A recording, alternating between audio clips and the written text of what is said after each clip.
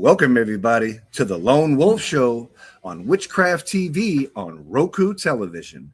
And I know we just wrapped up the WitchCon presenter series on the show, and this is the second interview with pagan musicians, and I think that's what really is what's going to happen for the springtime. And I want to introduce the band they really have a lot of great material. They work really, really hard, and I know you've heard of them. I know I've heard of them. If you haven't heard of them, you will today. And they are Hecate's Torch and, well, Hecate's Torch. And I think that's like, well, if I'm saying it wrong, well, I'm from New England and, well, I have an accent. So I'm just going to blame it on the accent. But we all know who the Mother of Witches is, and they have a band that celebrates her for that goddess spirituality. So I'm going to bring them on right now. Hecate's Torch, everyone. Woohoo! Nice to see y'all. And y'all are from Canada. Yeah, Mary Meet Harold and all Witchcraft TV. Thank you very much for this opportunity. We are really honored to be here. Thank you. So are you both originally from Canada or from outside of this? I'm from Canada, yeah. Yeah, I'm originally from Brazil, so now I'm Brazilian Canadian, so living in Canada for 11 years now. Yeah. So originally you're from South America. Yes. And is that your consort? Are you guys like a? I don't want to be disrespectful. Are you like a thing? You guys? You're totally open to questions.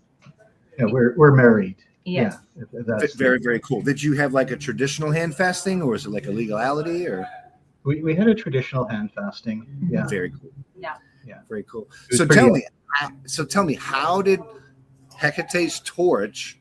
How did that? Because there's three of y'all. How did that band start? Like, what was the? How did it start? That's a good question. Mm-hmm. Yeah. When was it? 2017. Yeah. And we had just recently met, had been working in rituals that were open to the public. And after a conversation, it came to light that, Femi was a vocalist and I could play guitar and sing. And our good friend, a friend of mine from high school, was a drummer. And we thought, hey, we're all pagans. We should get together and start a pagan band. And it kind of took off from there. Yeah, because I was a singer-songwriter already in Brazil, and under another name before my initiation, so it was Mohana. And so when we met, it was kind of natural, right? So, okay, so you were a musician, I'm a singer-songwriter, so why don't we just start making music? But because we are also, at that time, we had already started our coven here. So I'm also a high priestess. He's a high priest. And we have this Hecatean coven. And of course, it's natural to focus on Hecate and offer our art to our goddess. And so this is how we started. But actually, Hecate's Torch, it was not the original name. No. The first name that we thought about was the Oracles. But after doing a Google search, it turned out that some other band had that name from the 70s. Yeah, and so we thought, well, no, we don't want to do that. And then after some, reflecting, we thought, well, we asked the goddess to inspire us, right? So and then Hecate's Torch came as I think it was your idea, wasn't it? Yeah, inspired by the goddess, but it was based on my initiation. It was in the Amazon, and I have this written in our Creatrix Magic, our coven website. I was guided. Part of my test was I got lost in the jungle, and it was a kind of a labyrinth there, and I was guided out of the labyrinth just by Hecate's Torch, and it was carrying with me and my sister. So it came from there. So Hecate's Torch, right? Guiding the path. So I've definitely heard the guitarist with your band, and I got to say, man, you shred. I've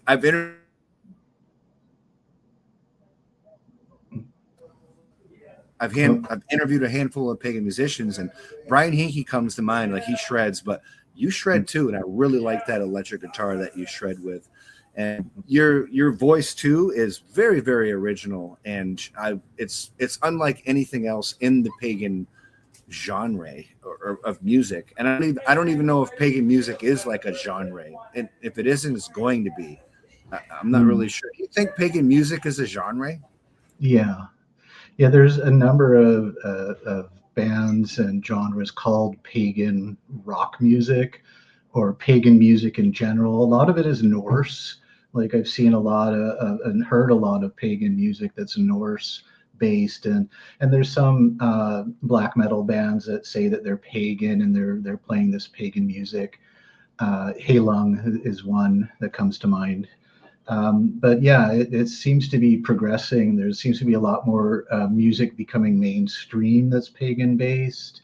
The HU band, the Who, I think they're called, out of Mongolia, a great pagan band, just awesome. So I think that's it's really moving forward, and I can only see it progressing more within the secular realm of music. So it seems to be getting adopted. Right. Yeah, I definitely agree with that. There's more openness nowadays, right, for pagan music. Way better than, many years ago. I think pagan music is about to explode in a mainstream situation. So I'm really excited to be trying to talk to the best pagan musicians I can find. Yeah. So tell me about your spirituality, your tradition, as do you people in the pagan world, so to speak, we wear many hats. People call themselves shamans, they call themselves witches. You're a ceremonial magician. What kind of hats does Hecate's torch wear? You said priest and priestess. What kind of hats do you wear? So we are a Hecatean coven, but we follow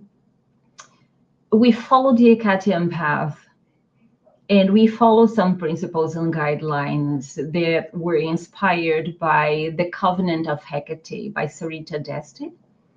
And but we have our own guidelines and principles. So our community follows these guidelines. They are inspired by the goddess. So we say that although we used to be the main facilitators, now we have another sister who is the main facilitator because we are so involved in music right now. But the goddess Hecate is the one in charge. So we don't have we don't like to follow this, this authority of a high priestess of high priest. And it's more circle based. It's more circle based. So everyone brings their potentials to the group. And, yes. As far as hats, I've done a fair bit of shamanism. I took quite a bit of shamanic healing training through the mystery school here in Canada. And but witchcraft is probably the more adaptable way. Like, I found the shamanism really helped build my witchcraft abilities. So, it's good to search out different venues of finding out how magic works, right? Because it's really about the magic and the self, right? And how to explore and know your true self. So, and that can take many different paths, as we've seen in paganism, that people will find themselves through the work of working with gods and goddesses. So you mentioned mystery school, and our viewers are going to want to know what mystery school you're talking about. So I want to know too. Is it like you can't know or we can know? Is it okay to know what mystery school you're talking about? Well, I'm sure it's okay to know. They don't advertise. Like, it's not like, come join us, because as with all mysteries, the people are guided there, right? You often just find yourself there because you're being led, right? And for me, like many years ago, I was open to searching for the path and finding out occult understanding. And that led me to, it's called 13th House Mystery School. And that was just one. That's the one I stuck with. Like there are several here, but that was the one that really spoke to me. And I got involved for many, many years with them. So, yeah. So my priestess, in what we would call our craft, she walks with Hecate as well. But there's a particular symbol, and it's right in your background. And I know that the Aquarian Tabernacle Church, who honor Hecate as a patron deity within that tradition, they wear that scabbard or symbol on their robes. Yes. Can you tell me, like, where does that particular symbol come from, and what does it mean? That's a modern symbol of Hecatean witchcraft, but it's based in ancient traditions, right? So it symbolizes this the serpent that is in this labyrinth, and also the inner world and the outer world, the upper world and the lower world, so all connected. And you see the star in the center as the sun. In my personal view, at the beginning, Hecate was a solar deity and was revered as a solar goddess. And so, in my particular opinion, the star in the center symbolizes the sun. That is the original form of revering the goddess, associating with the sun. Mm-hmm. And the strophalos itself is an air symbol. Like if you have a physical strophalos and you put a string through the middle and you spin it, it begins to make a sound. And often it's done in a form of meditation and worship for the goddess. To get yourself to get yourself into a trance state. Mm-hmm. So it's got an interesting history. So as a priest and a priestess of, your own coven and your own thing, I have two questions. I'll start with this one. Are you considered bards in your infrastructure? I don't know. Are we? We always have music in our rituals. Always we have drum chants. Circles and chants and and we use sound healing too, right? So I don't think we've been referred to as bards yet. Yeah, I'm sure we will now, but but we're familiar with that term because the bard was the healer and the person that would use music for magic. So yeah, I guess that could be a term we could associate ourselves with. Not that anyone has ever called us bards. Yeah. Yeah. So I have my next question has to do with Hecate represents the feminine aspects of divinity within a contemporary witchcraft structure. Is there a masculine deity that Hecate's torch works with as a coven? Mm-hmm. Yes. Yeah. We work with Apollo. Yeah, and Apollo was also worshipped with Hecate and Legina back in ancient times. So it seemed like a good match, and Apollo's quite well known for his musical ability, being a god of music. So it's awesome. Yeah, some scholars believe that also Apollo was conflated with the god Horus. And in our particular view, Hecate is the same Hecate, the Egyptian goddess Hecate. And at that time in ancient Egypt, Hecate and Horus were also revered together, and they had a temple together. So it makes sense to us to revere both Hecate and Apollo, right? And Apollo and Hecate are both in the same pantheon, right? Yes. Can you tell me a quick story of some mythology or a story about the two? Do they have some kind of famous interaction? I love learning new things, and I don't know everything, but I'd like to know everything. Well, there's a famous one about Hecate guiding Persephone into the underworld, out of the underworld, and Apollo was the witness to that, right? So that's the most mythical.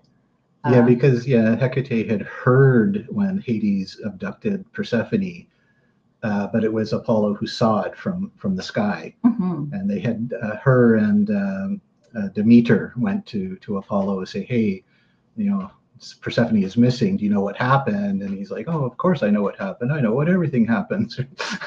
and tells them that it was Hades that had abducted her. And that's when they had to journey then to the underworld to get Persephone back. So that's probably the most popular or well-known story about Hecate and Apollo. Mhm. I think in some of the stories, they refer to him as Helios. Yeah. So, yeah. So Hecate and Apollo, they didn't have like a romantic thing. They were just kind of Not that we are aware of. No. Yeah. very cool. Very cool. So far, but yeah. I think we don't know much about the gods to say that. And things like change over time. You don't know. And with so Right. many conflations, right? So, yeah, I've read that some scholars put them as cousins, but I'm not so sure about that. So, yeah, there's so many conflations. So my next question has to do. I ask this question a lot in interviews, and I get different answers because I'm only a seeker. I'm no one special. I don't claim to be anybody brilliant or whatnot, but I do seek out knowledge and things, and I like to hear what other people think about different subjects. And it's kind of a question that really doesn't make any sense. It's like a paradox. I think paradox is the right name. But do you feel that humanity created the gods, or did the gods create humanity? I would say both. Because the gods that we know today, we created. But who created us, right?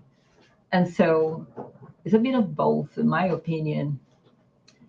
I don't know, because it depends on your definitions, right?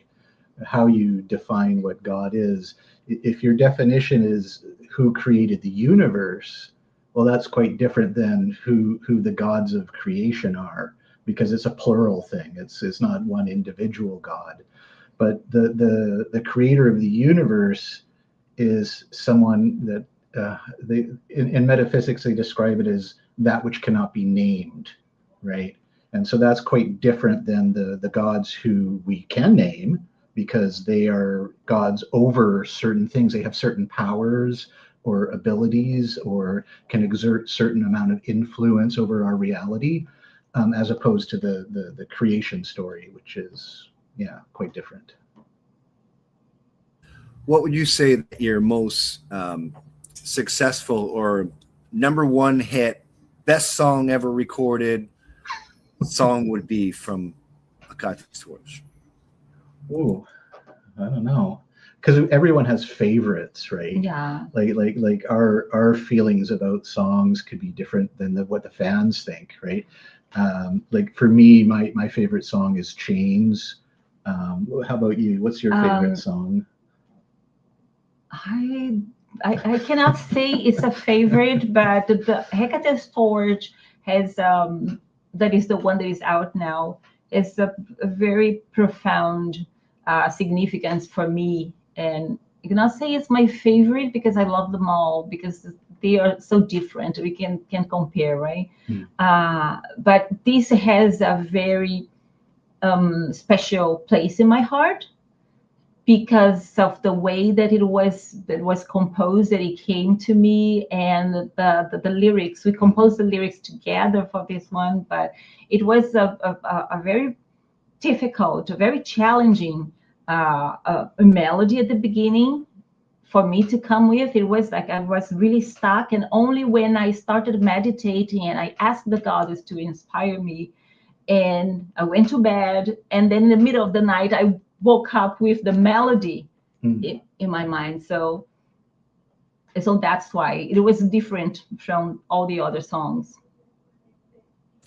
As far as social media goes, which one of your songs has the most viewers?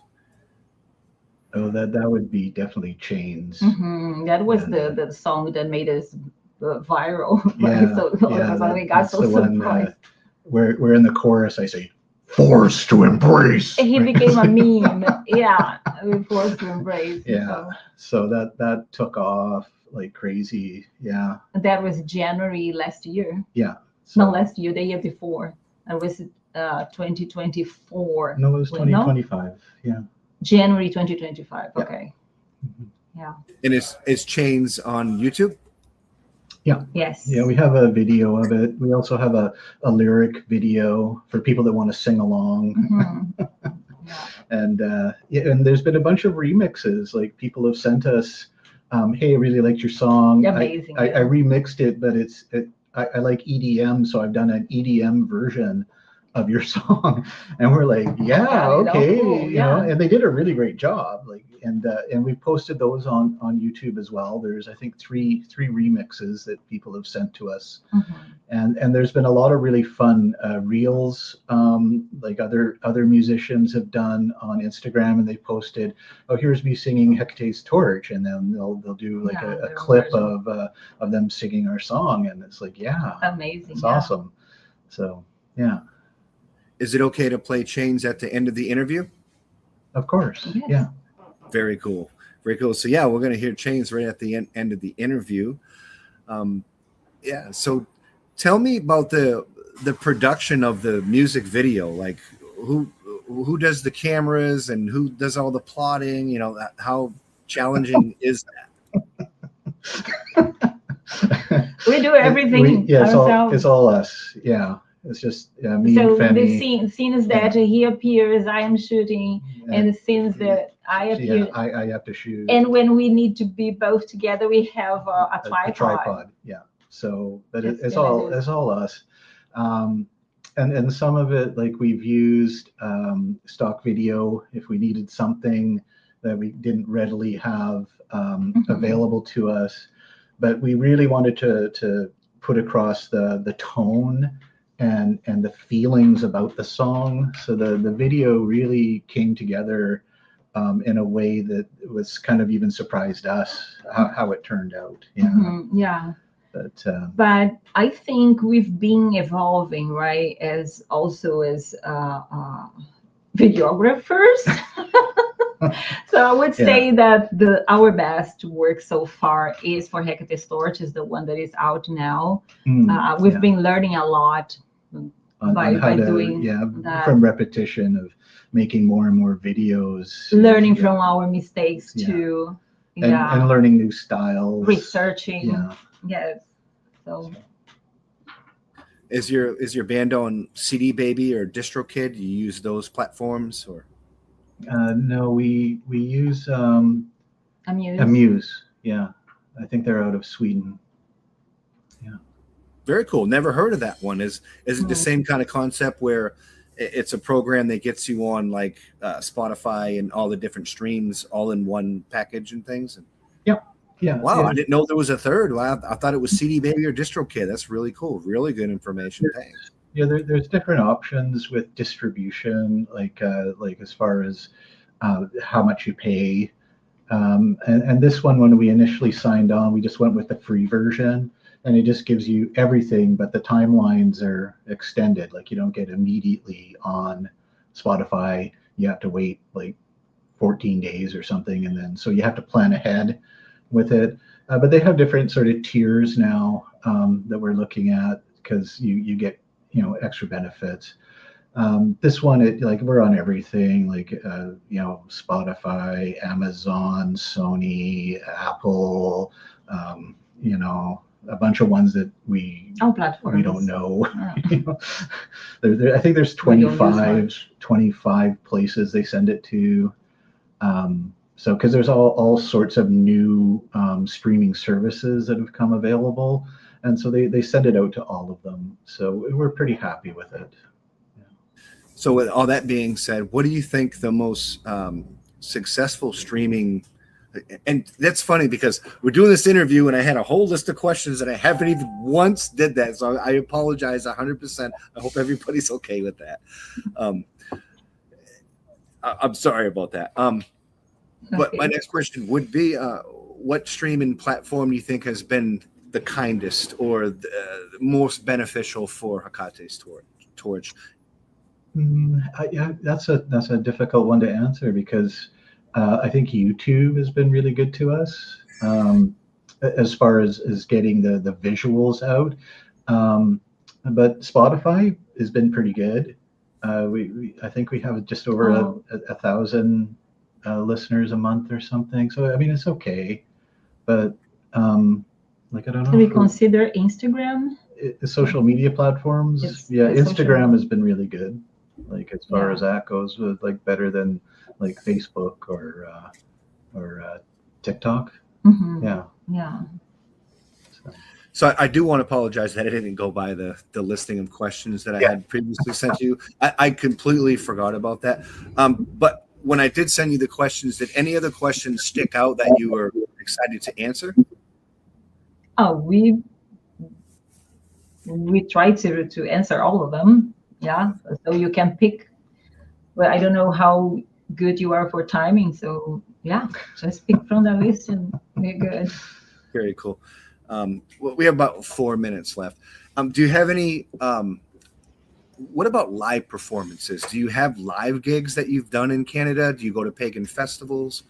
Yeah, actually Pagan Pride Day was one of the first events we started playing at here on the island. And we go every year and we play there. We've had a great time. Last Halloween, we did a show with a couple other bands, and that was like pretty epic. I think what really stood out, it was an outdoor venue. It was in a park, and we were the last. No, it didn't rain until we hit the stage. We were the last band to play, and so we were up there playing, and then it started to rain. We're like, oh crap! But we started playing Chains. And then a bunch of the people came out and started dancing around the fire. We had a big fire pit. In the rain. And in the rain, they're out there like, hey. So that was like that was amazing. Yeah. A lot of people in the community that are musicians or musically inclined, they perform, and their spirituality is either pagan or witchy or occultic like, and a lot of times they want to, perform music, make music videos, and record music. What would be your advice to someone that hasn't really been doing it that long, that are just coming on the scene? What would be your advice to them? Go for it. Go for it. There will be lots of challenges, you're going to learn a lot, but definitely go for it and research a lot. And they can also reach out to us. Yeah, we are totally open to answer their questions and perhaps give them some. Yeah, the only advice I would say is like use what you have, right? A lot of people think, oh, I need to go and buy all this expensive stuff. Yeah, you don't have to. You can start with what you have. Yeah, and please reach out to us. We'll be because it's the art that's really what people should be focused on, and not about like, does it look like it was made in Hollywood, right? Because our stuff doesn't look like it's made in Hollywood. We're having fun, and that's what I would suggest to people. Just have fun. If you really love music, you really like what you're doing, have fun with it, and people will see that. People will see you're having fun and it's a great time, and that's the best thing, right? You can't wish for anything more than that, really. Yeah. And apart from pagan music, as artists, but more like putting on the priest and priestess hat, when a newcomer or a seeker or someone that's kind of new to the craft comes to you, and that they have that fire, they're either male or female, and they, but they come to you, and you start to, speak to them because they are seekers. And one of the things that you explained very early on, which I really appreciate, that it is a seeker's path. It's not something that's proselytation is very foreign and to the community, it just in our culture. So what would be your advice to that new seeker that came to you? What would be like the first thing that you would want to bestow and teach them? it would depend on what they are seeking. So yeah. I always ask lots of questions, because for me it's important to know what exactly, how can we facilitate the path to this person. So I think it's very important to listen, to hear what they have to say. And I would ask lots of questions first, because each path is unique. And the most important is for them to find out, because some come to us asking, do you think Hecate is calling me? Right. So that's a difficult question, because it depends on your concept of what is this call? What do you think she is calling you? Of course, she's calling all of us, but what particular actions she wants from you, that is so personal. So I would ask more questions to understand what this person is coming from and what they want to achieve, what they have to offer, what they would like to offer to the community too. And that's very important, because we have in our mission is also to serve our community and to facilitate this communication with the goddess, but also work very close to the marginalized. And many people come to us as marginalized, right? So that suffered a lot of abuse, a lot of bullying, or they have mental issues. And we are very inclusive, or we try to be very inclusive with people who come to us. Right, that makes a lot of sense. A lot of sense. Thank you guys so much for coming on the Lone Wolf Show on Witchcraft TV on Roku television. Can one of you or both of you do the honors to introduce your hit song by Hecate's Torch, Chains? Mm-hmm. Thank you very much, Harold, and Witchcraft TV for having us. It's a pleasure to be here. Yeah. And now prepare to be forced to embrace Chains by Hecate's Torch. Woohoo! Thank you so much. We love you guys.